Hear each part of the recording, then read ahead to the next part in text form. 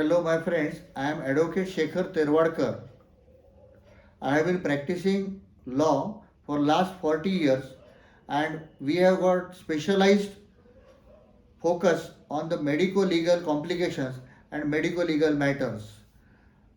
We have acquired special knowledge in this regard, and my brother has written book on medico-legal aspects of medical negligence, etc., and on medical jurisprudence also.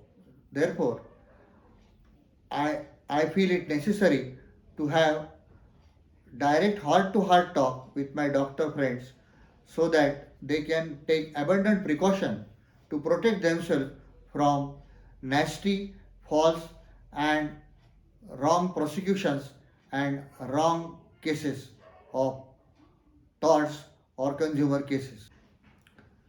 I am trying to pick up that thread and to apprise my doctor friends as to what precautions are necessary to be taken in their day to day medical practice as far as possible. First important point which is required to be noted by my doctor friends is that medical practitioners should avoid all possible complications. This point can be explained in such fashion that my natural father, he had prostatic problem, and therefore the doctor diagnosed his case as hypertrophy of prostate, and he was suggested prostatectomy in Bombay. However, after opening the abdomen, it turned out to be fibrous prostate and the operation practically failed. The concerned surgeon, he did YV-plasty and bladder neck resection, but it did not improve the situation of passing of urine, and therefore again the TUR had to be done. In the meanwhile, the first operation which was done by suprapubic method, blood transfusion was given. Unfortunately, it is a matter of 80s and 82 83 when the Australia antigen test was not being performed by the pathologist, and therefore the test of VDRL and malarial parasites were performed and the blood was given to my father, which contained infection of hepatitis B type virus. It developed afterwards and he had to face chronic cirrhosis with shrunken liver, and his liver had to be taken care of for the whole of his life. Actually, many doctors and even medical legal consultants suggested us to sue the doctor, but we avoided it, thinking that doctor should be pardoned and we should be exonerated, as whatever has been done by him has to be accepted as such. But one thing has to be learned as per the version of other eminent physicians and surgeons was that the doctor should avoid all possible complications as far as possible. Therefore, no hasty decisions should be taken by doctors. The decision should be taken of operation or medical procedure after following proper medical protocol. The concerned doctor who did that surgery of prostatectomy was a foreign educated doctor, and he was overconfident about his expertise. That sometimes comes in the way and boomerangs upon you. And therefore, the possible complications should be predicted by expert doctor and should be avoided. Then the second point is that there are less cases, but the cases of problems in the eye surgeries are also now taking place. One case which has been handled by us was of keratoplasty, that was a cornea transplantation. It was done by an eminent doctor, eminent ophthalmologist. However, the keratoplasty failed and the person or the patient had to lose his sight. The patient was referred to higher centers, but the patient could not regain his lost sight, and the doctor was sued for that. The reason that was given by the forum of against the doctor was that the doctor should have taken ophthalmologist proper possible care and proper investigations and proper assessment of the patient before opting for keratoplasty. So the second point that we can understand is that the proper assessment, the proper investigations should be done by a medical practitioner while doing his medical practice or surgical practice.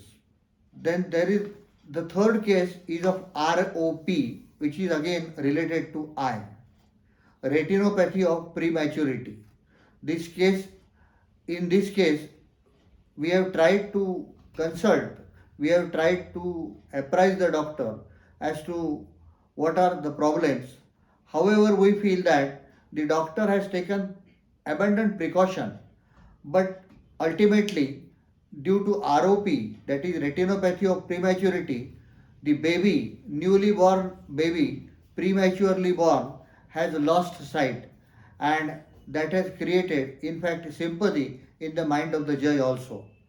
But in such cases, we have found out that there is a proper documentation and a recording as to what has been done by the medical practitioner is brought on record or is pointed out to the forum, then the doctors are unlikely to be sued or unlikely to be penalized with the damages. The next point, most important point, about which many doctors are constantly asking us on the point of consent before the operation or for the medical procedure or for the treatment. Now, consent is a very broad topic. There is no ready-made solution or ready-made format of consent.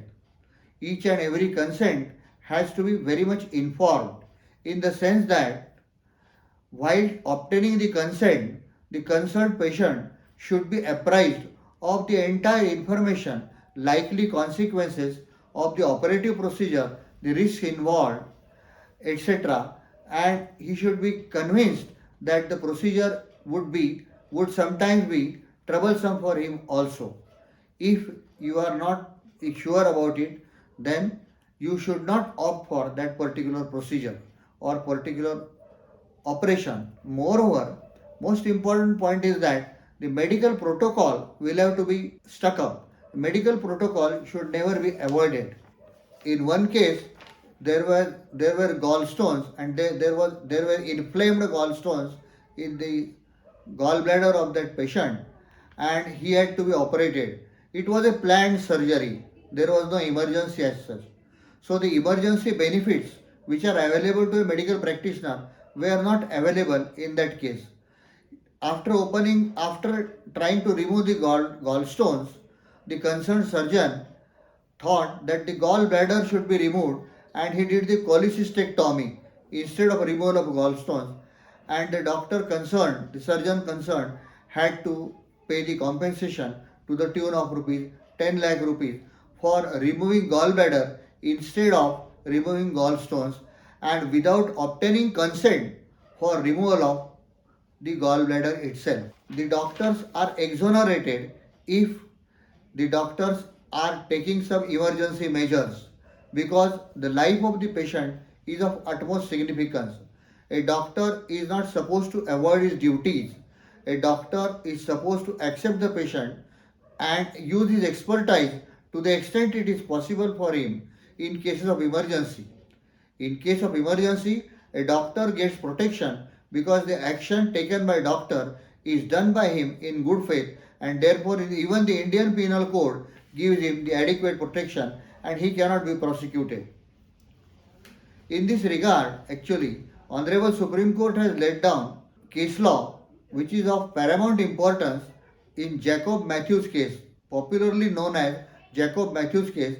It is a historical judgment of the Honorable Supreme Court wherein they say that the doctor should not be unnecessarily harassed by following prosecution against the doctor. Prosecution would amount to persecution. But in the same case, the Supreme Court says that if any wrong is committed and if a wrong is noticed and if it is established by the expert committee, then the compensatory damages should be paid to the patient. Therefore, from that angle also, the doctor should take proper precautions to see that as far as possible, the wrong should never be committed. Moreover, I would like to suggest that a lawyer who is well trained with his legal acumen and who is expert in the medical legal matters should be entrusted with the medical legal case. I have observed in 40 years of my practice that there are some doctors who become lawyers by passing LLB degree and therefore they start practicing as lawyers. But it is very difficult for a doctor to practice as a lawyer.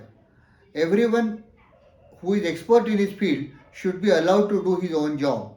A lawyer who develops his legal acumen, who sharpens his legal acumen, is an expert in that field, and therefore every attempt should be made that the case should be handled by a lawyer who is expert in medical legal field, and therefore permanent retainership or permanent assistance of medical legal consultant lawyer is necessary, and it is the need of the hour as on today. That is what I feel. This is my initial discussion with you, heart to heart talk with my doctor friends. I would like to be with you in further videos also. So I am cocksure you will take possible precautions in treating the patient, in following the operative procedures, and in following the medical protocol as per the standard medical textbooks. Thank you.